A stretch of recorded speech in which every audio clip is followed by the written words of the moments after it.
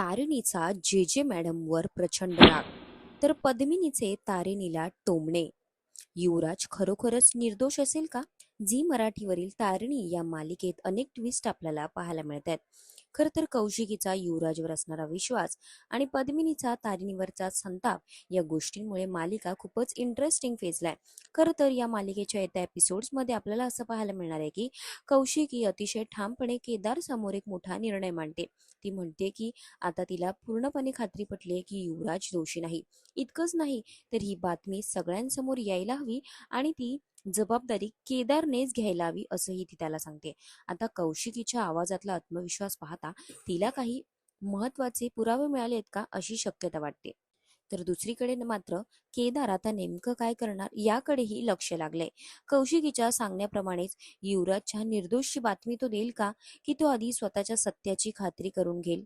तर दुसऱ्या बाजूला घरात पद्मिनी तारिणीला सांगते की तिच्या नवऱ्याला स्वतःची चूक सुधारण्याची चांगली संधी मिळाली आहे, पण त्यांनी पुन्हा काही गोंधळ घालू नये असा इशारा पद्मिनी तारिणीला देते. आता पद्मिनी नेमकी कोणत्या चुकीबद्दल बोलते? तिचा नवरा खरंच स्वतःला बदलेल की पुन्हा नवीन अडचण निर्माण करेल, हे पाहणं महत्वाचं असणार आहे. आता त्यानंतर आपल्याला मालिकेत असंही पाहायला मिळणार आहे की तारिणीने सत्यासाठी स्वतःच्या घरच्यांच्या विरोधात जाऊन युवराज भाऊजींच्या विरोधात जे मॅडमकडे साक्ष दिली होती. तिला विश्वास होता की पोलीस युवराजकडून सत्य बाहेर काढतील, पण तसं काहीच झालं नाही. उलट पोलिसांनी युवराजला कोणतीही माहिती न घेता सोडून दिले आणि हे समजल्यानंतर मात्र तारिणीला प्रचंड राग अनावर झालाय. ती आता थेट जे मॅडमकडे जाऊन त्यांनाच जाब विचारते की माझा तुमच्यावर विश्वास होता, मग असं का झालं? आता सर्वात मोठा प्रश्न हाच की युवराजला तिने अचानक सोडलंय यामागे पद्मिनीचाच खरं तर डाव आहे. पद्मिनीने जेला पैशांची ऑफर केली आणि त्याचमुळे युवराजची सुटका झाली आहे. आता हे सगळं सत्य तारिणी आणि केदारला समजणार का?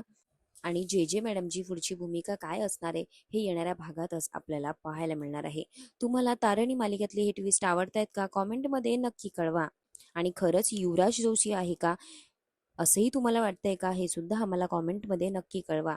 अशाच मालिकांचे ताजे अपडेट्स जाणून घेण्यासाठी मालिका बझ मराठीला आत्ताच सबस्क्राईब करा आणि बेल आयकॉन प्रेस करायला विसरू नका.